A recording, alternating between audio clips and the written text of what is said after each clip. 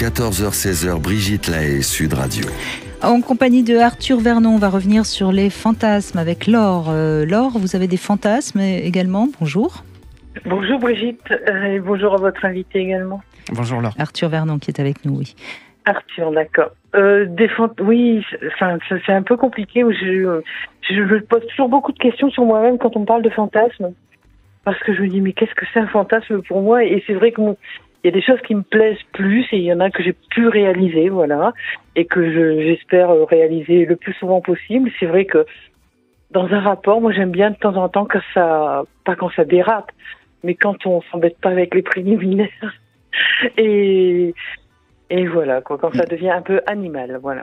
D'accord, oui, ben, c'est un fantasme féminin fréquent, hein, Laure. Oui. Vous aimez qu'on vous prenne un peu de manière un peu agressive, hein, sauvage, oui, sauvage. C'est mieux. Oui, puis il y a un peu la domination. Moi, j'ai eu l'occasion de pratiquer un peu de ce qu'on appelle entre guillemets le BDSM, et c'est vrai que quelque chose qui me plaît, qui m'attire. Et j'avais ce fantasme, mais je me disais toujours que je suis pas normale, je suis pas. Et un jour, c'est vrai que grâce à Internet n'est pas mauvais pour tout, bien au contraire, et j'ai pu voir que ça existait, j'étais pas la seule, et que ça portait un nom. Et c'est vrai que oui, il y a eu des choses qui ont été faites auxquelles j'aurais jamais osé penser, quoi. Alors voilà. Vous n'êtes pas la seule, là je peux vraiment vous le confirmer, non mais c'est effectivement un fantasme assez répandu, ou même plus qu'un fantasme, parfois même une pratique pour un certain nombre de femmes. Je sais qu'il y a notamment une autrice qui s'appelle Eva Delambre qui écrit des livres sur la soumission féminine aux éditions Tabou. Elle a écrit au moins 5 ou 6 qui sont de très grands succès à chaque fois parce qu'il y a beaucoup de lectrices qui se retrouvent dans ce discours et c'est très intéressant de lire ces ouvrages où on comprend le cheminement personnel de ces femmes qui font vraiment le choix. Alors là, on n'est pas dans 50 nuances de Grey, qui a quelque chose d'assez romancé, édulcoré, qui ne correspond pas véritablement à la réalité. Mais oui, il y a quelque chose qui va dans l'abandon, d'ailleurs, hein, d'une certaine façon, et qui permet de se reconnecter directement avec son corps en ayant aussi une forme de déni de responsabilité. C'est plus soi, puisqu'il y a quelqu'un qui prend un peu le contrôle. Donc oui, il y a plein de choses, plein de mécanismes qui se mettent en œuvre dans le cadre d'une...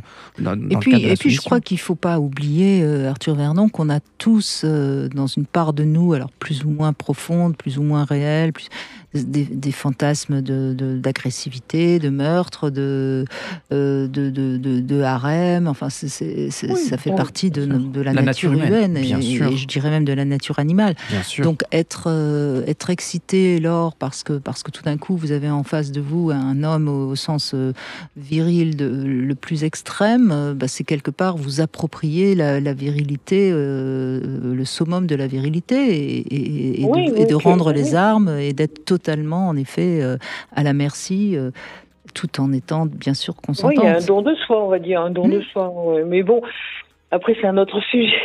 Mais c'est vrai que c'est quelquefois plus compliqué d'être un dominant qu'un soumis, ou une soumise, bien sûr, et que j'ai pu explorer les deux côtés, on va dire. Donc, c'est enrichissant, très enrichissant.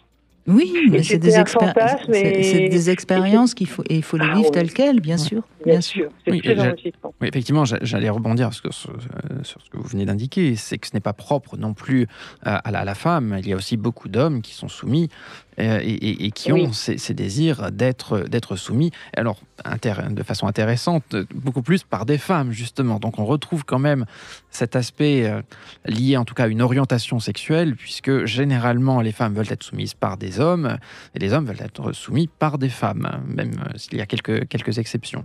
Donc c'est quelque chose d'intéressant qui relève de nouveau de la psyché humaine et d'un abandon de soi et d'échange de responsabilités.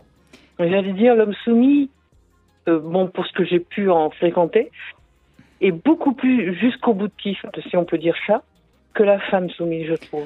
Parce que vous n'avez pas connu la soumission chez les femmes. Mais moi, j'ai vu des choses vraiment extrêmes et à se poser la question même, d'ailleurs, si on est encore dans la légalité, tellement on peut aller jusqu'à faire mal à l'autre. Alors après, qui est consentante, certes, mais ça pose parfois même des questions d'éthique. Donc tout est possible et je crois que c'est vraiment ce qu'il fallait qu'on essaye de faire passer comme message aujourd'hui. Merci beaucoup Laure, en tout cas, merci vraiment. Arthur Vernon, je rappelle qu'on peut vous retrouver sur le site mysweetfantasy.com si on a envie de peut-être réaliser un de ces fantasmes. Et puis on peut également aller voir ces 2 pièces au bar à fantasmes parisien, le Sweet Paradise. Il y a la pièce Le plus beau jour qui a été écrite par Flore Chéry, qui est avec nous tous les lundis. C'est les mercredis et samedis à 20h30 et également La Clé du Paradis qui sont donc les jeudis et vendredis à 20h30. Merci Arthur. Petite réservation sur Billets Réduc. Oui, voilà. Absolument. Et toutes ces infos, bien sûr, vous les retrouvez sur sudradio.fr. Tout de suite, vous retrouvez C'est votre avenir. Et lundi, nous serons avec Didier Pleu et on verra comment se débarrasser des injonctions parentales négatives qui nuisent à nos histoires d'amour.